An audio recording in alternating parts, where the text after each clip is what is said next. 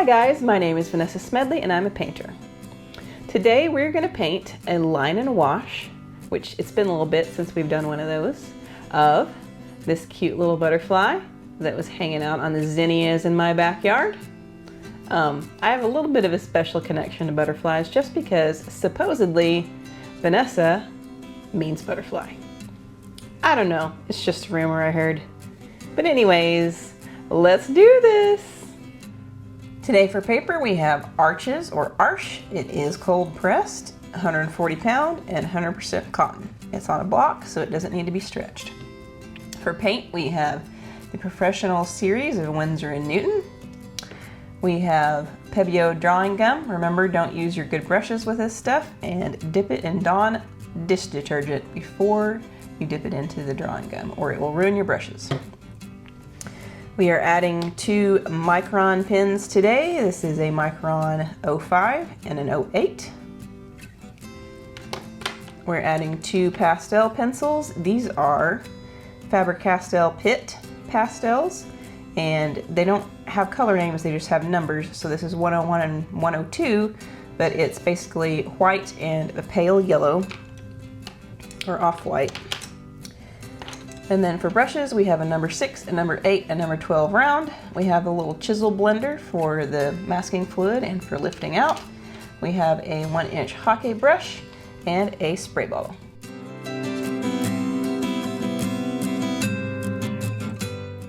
I start out by mixing a little bit of lemon yellow with just a tiny touch of Payne's gray. Then I mix Sap Green with Ultramarine blue. And then I mix Sap Green with a little bit of cadmium-free yellow. Now I mix Hooker's Green with a little bit of burnt umber and Payne's gray. Then for this main flower color, I go with a very watery mix of Quinacridone Magenta and add in just a little bit of Winsor Violet, which is the same thing as dioxazine purple. Then I mix up a really saturated dark by using Ultramarine blue and burnt sienna, and this makes a really nice black without it being so flat right out of the tube.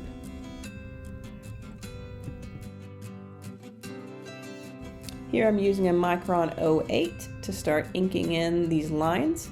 You want to use kind of a sketchy, broken type line on these because otherwise it's kind of going to look too much like a cartoon. I mean, they kind of do look like a cartoon anyway, but you don't want to like emphasize that fact. So draw in a nice sketchy line, and these pens are waterproof, but if you go in too quickly with your watercolor, it will blur the lines. So you want to make sure that you have plenty of drying time after you finish this drawing.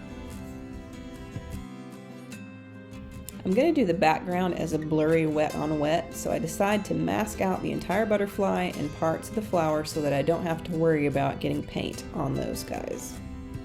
Remember to use a cheap brush to apply this stuff and dip it into Dawn dishwashing liquid before you dip it into the drawing gum or you'll ruin your brushes. Can't emphasize that enough. So I'm starting with the background, and here I am using clean water to wet the entire area. And then I just begin dropping in these various mixes of green. Now, in the original photo, you can see the wall of my shed right behind the butterfly, and I kind of just nixed that and decided to go with all variations of green here because I feel like it looks a little bit more natural that way. Plus my shed's a little bit dilapidated, so I mean, you know, there's that. But here I start dropping in the darkest of the greens, and I'm just using my sprayer, my spray bottle, to make sure that the washes keep going so that we can make this nice and blurry for the background. I drop in just a little bit of burnt umber right here, and then I take a scrunched up shop towel and add a little bit of texture by lifting it here and there. And then I use my spray bottle to keep it moving, add a little bit more green, and then I cover up the middle part of my flower that I didn't mask out, and then I'm going to splatter in some texture. Okay, time to stop messing with it and let it dry. If you keep going, you'll overwork it. I've let the background dry completely, and now I am using my brand new Escoda Perla number 12 round brush, which by the way, that thing is impressive. It has a razor sharp point on it. I'm using that to drop in the lightest of the greens, and then I'm coming back in with the other two greens as I need them to add detail and shadow on these leaves and this stalk here.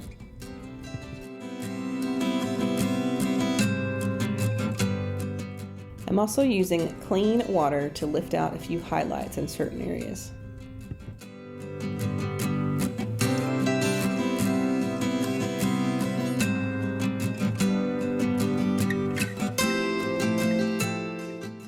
I'm just continuing to add some leaves here on this dry background.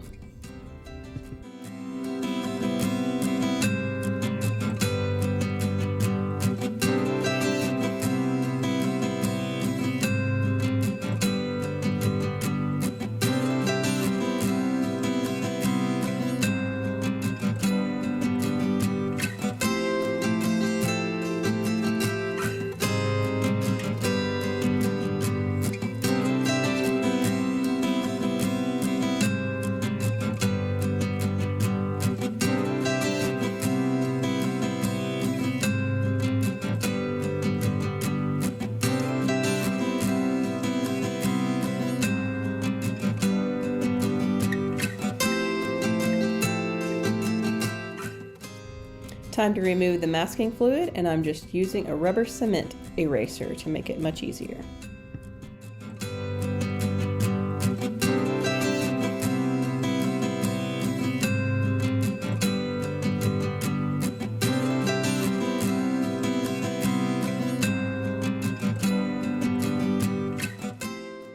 It's time to add color to the butterfly.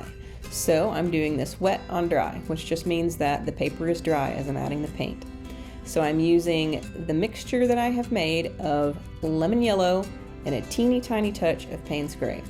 Really just to gray it down a little bit, because this yellow is so subdued that it's almost like an off-white. Here I'm adding a very watery mix of Cobalt Blue into the blue areas of the wing. Then I'm adding a little bit of cadmium-free orange into that Cobalt Blue, and I'm using it as a grayed down version of these orange parts of the wings.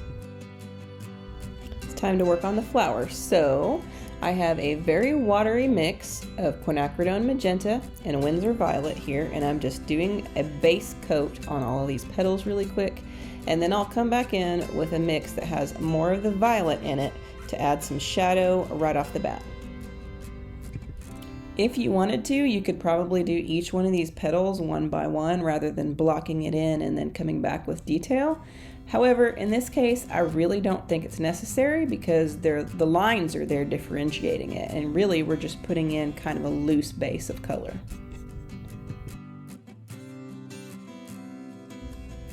On this seed head area, I'm just coming back in with a mix that has a bit more of the Quinacridone Magenta in it in order to make some texture, and then I add the base coat on the rest of these petals.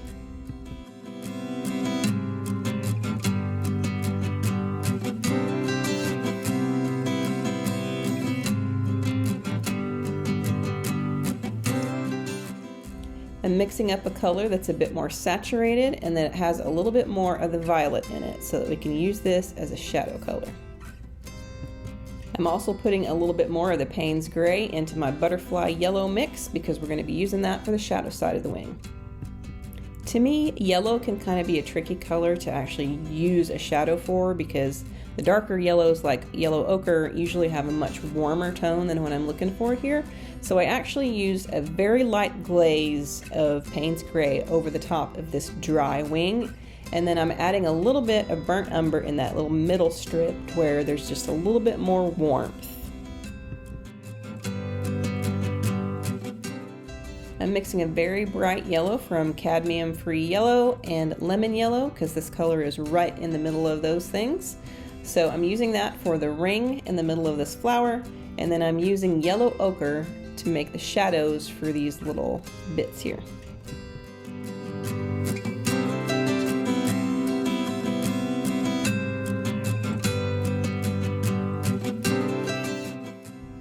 Now I have mixed just a tiny little bit of burnt umber into my original yellow mix, and I'm coming back in doing a little bit of shadow and variation onto these two wings here.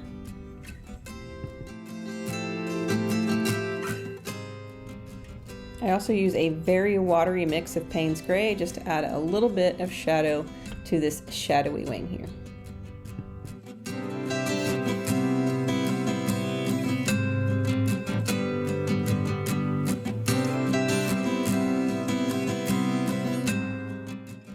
Into that darkest magenta and violet mix, I've added some burnt umber and more of the violet to make it darker so that I can come back in and do some more shadow and details on this seed head.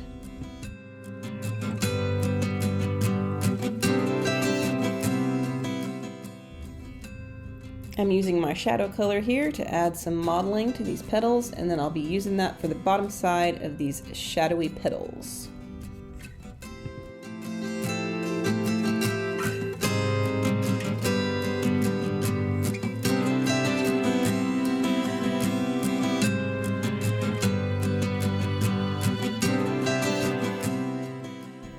Here's a fun fact. Supposedly, when zinnias were first seen by the Spanish in Mexico, they named it mal de ojos, or sickness of the eye. Apparently they thought it was ugly. I mean, that's a bit harsh, isn't it? Come on. Personally, I love them and think they're beautiful. Keep your chins up, little zinnias. So there's a very cool shadow over here, so I've added some Cobalt Blue to my Quin Magenta and my Violet mix, and I'm adding that directly under the butterfly here. Then I go back to my warmer shadow mix that has the burnt umber in it, and I'm adding some details on the sides of the flowers, some extra dark shadows, etc. Now I'm adding just a little bit of Payne's Gray right underneath the butterfly on that bright yellow to add a shadow there. And I've added just a little bit of that darkest green mixture into my darkest purple mixture, and I'm using that for the underside of these petals for the darkest shadowy areas, and also into the seed head.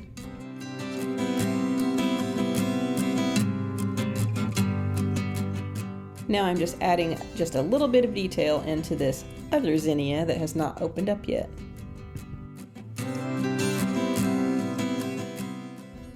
Well, so the little green part underneath the flower, I feel like it got a little bit too dark, so I'm coming back in with my tiny little scrubber brush and some clean water, and I am lifting out that area just a little bit. And then I add back in some of my lightest green to give it a little bit of a contrast from the other part.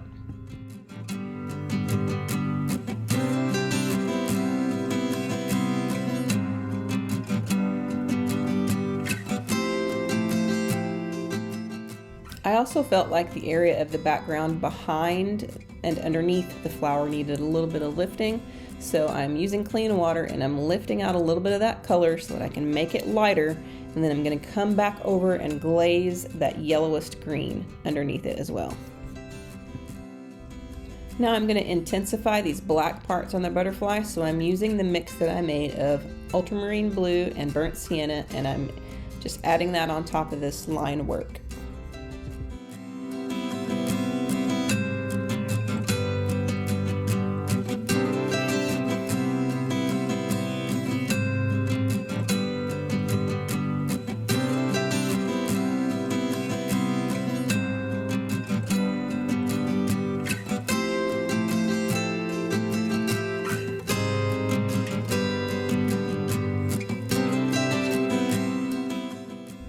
I kind of feel like the painting part of this is done, but I'm coming back in with my number 8 micron and I am thickening up some of these lines and making them a little bit more obvious, because I mean, if it's going to be a line and wash, it does probably need to have some recognizable lines.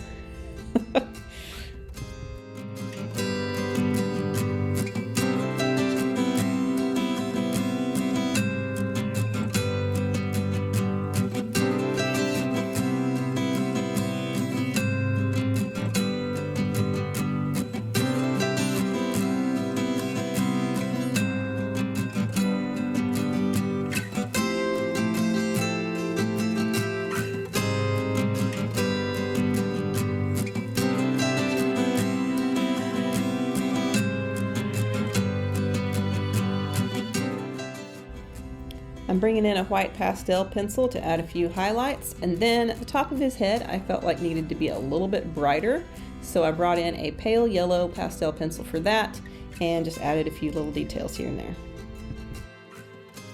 And here's what it looks like, completely dry and with the tape removed.